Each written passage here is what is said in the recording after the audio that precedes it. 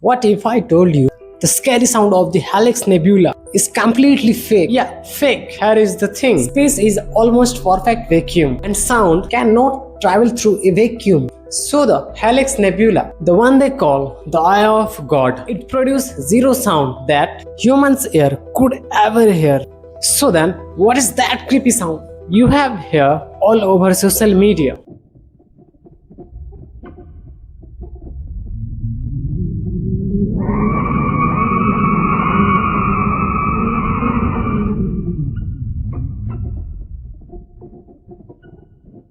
NASA scientists took the actual photo data of the Helix Nebula, the light, the colors and the position of every element and fed it into special computer software. That software converts the image data into musical notes and sound frequencies. That process is called sonification. Basically, image data translated into sound. So, what you are hearing is not a real recording from space. It's science-based data translation, a kind of space music. The Helix Nebula is not scary. Scientists just made a data sound that way for our ears.